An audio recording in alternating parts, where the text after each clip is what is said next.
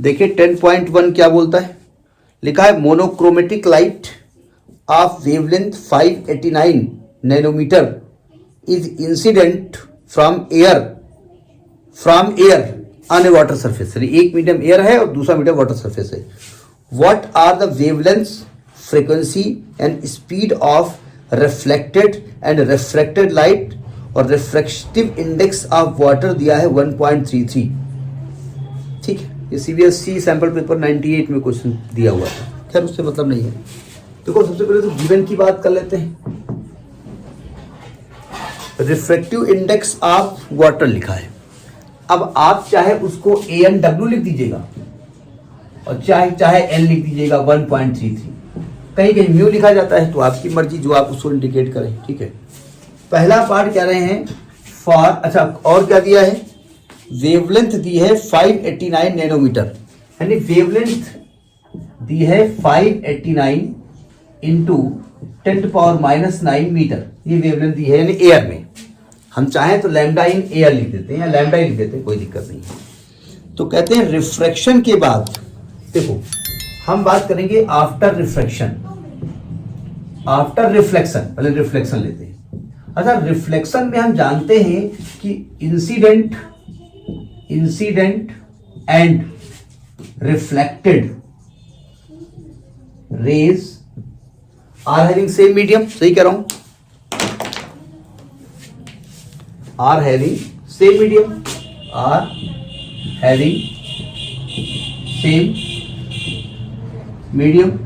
तो इसका मतलब ये हुआ कि दोनों की, सभी की वेवलेंथ सेम रहेगी, स्पीड वही रहेगी। ठीक है, तो यानी कि पहली part speed of incident light is equal to speed of reflected light, same होगी। क्योंकि इंसिडेंट कहां पे हो रहा है, एयर में, तो लाइट की स्पीड क्या हो जाती है 3 इंटू 10⁸ मीटर पर सेकेंड। पहला पार्ट तो आ गया। ठीक है, दूसरा वेवलेंथ, तो आप जानते हैं lambda of incident light is equal to lambda of reflected light, यानी इसकी वैल्यू भी आपकी क्या जानी है 589 नैनोमीटर। क्योंकि जब मीडियम चेंज ही नहीं हो रहा है तो wavelength will also not change, frequency will also भी चेंज। तो फ्रीक्वेंसी निकाल तो ले पहले, अपने न्यू निकाली। फ्रीक्वेंसी का फॉर्मूला कौन सा लगाएंगे, न्यू बराबर C/λ, न्यू बराबर C। देखो अगर ये फॉर्मूला न याद हो तो हमने आपसे कहा था कि ये चवन्नी छाप फॉर्मूला था V बराबर N λ। ठीक है, नहीं चवन्नी छाप नहीं कहेंगे, वो कहेगा अच्छा बेटा जब 6, 7, 8 में हुए तो हालत खराब थी, तो V की जगह C आ गया है, इसकी जगह न्यू आ गया है। तो C की वैल्यू 3 इंटू 10⁸, और लैम्डा कितना है 589 इंटू 10⁻⁹। तो इसको हम कैलकुलेट करेंगे, हम डायरेक्ट लिखे दे रहे हैं, तो आएगा 5.09 इंटू, देखो ये बुक से हम वैल्यू लिखते हैं आंसर देख करके। ठीक है, तो ये आपका, अब ये भी हो सकता है क्योंकि बुक इंडिया में प्रिंट है और इसमें प्रिंटर पहले लिख देता है कि we have taken all the precaution in publishing it, but if any mistake is there I am not responsible, अपना काम करो जा करके। तो ये कैलकुलेशन अपने आप कर लीजिएगा। ठीक है, तो यानी कि nu of incident light is equal to nu of reflected light. Writing गंदी है, हम लिख रहे हैं तो बोलते जा रहे हैं इसीलिए। ठीक है, तो सेम वैल्यू हो जाएगी। ठीक है, ये पहला पार्ट समझ में आ गया। अच्छा, यहां न्यू लिख देते हैं फिलहाल, जरूरत पड़ेगी हमको ना। कितनी है आपकी 5.09 इंटू 10⁻14 हर्ट्ज। अब देखो ध्यान से, नोट कर लिया। अब आफ्टर रिफ्रैक्शन की बात करते हैं। आफ्टर रिफ्रैक्शन क्या क्या चेंज होने वाला है, क्या क्या चेंज हो जाता है। सेकेंड पार्ट है आफ्टर रिफ्रैक्शन, आफ्टर रिफ्रैक्शन।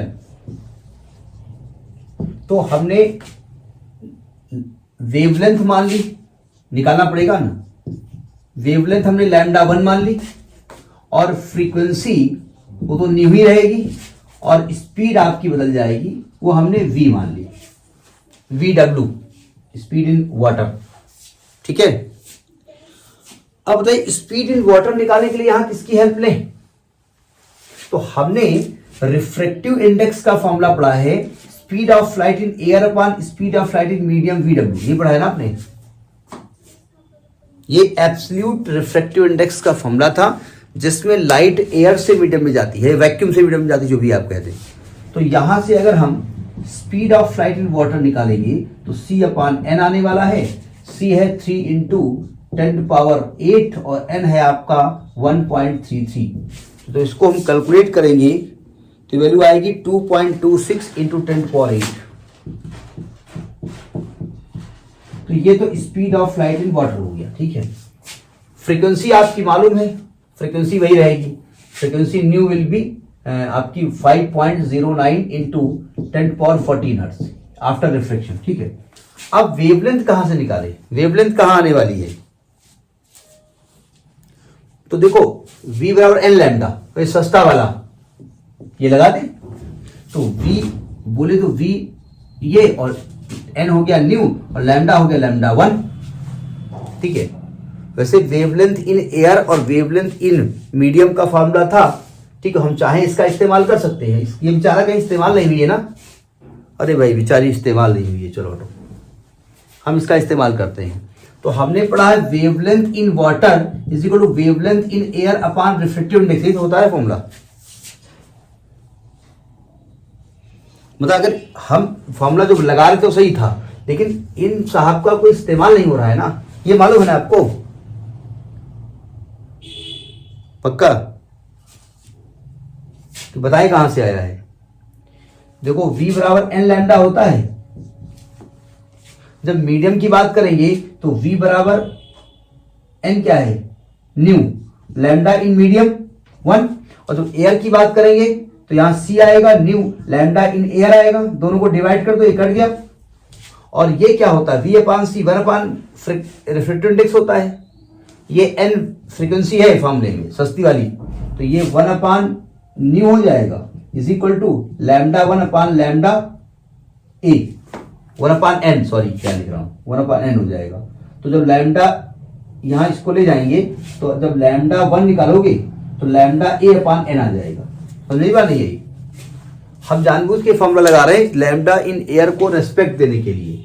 वो कहेगा भैया हमारी हमको तो कोई हमको बुलाया था आपने और हमसे तो कोई बात ही नहीं कर रहा है, तो हम उसी से बात कर रहे हैं। तो आएगा 589 इंटू 10⁻⁹ अपान एन कितना है 1.33 रिफ्रैक्टिव इंडेक्स ऑफ वाटर। तो इसको जब हमने कैलकुलेट किया तो आपका 444 नैनोमीटर आ गया। 444 इंटू 10⁻⁹ मीटर यानी कि 444 नैनोमीटर।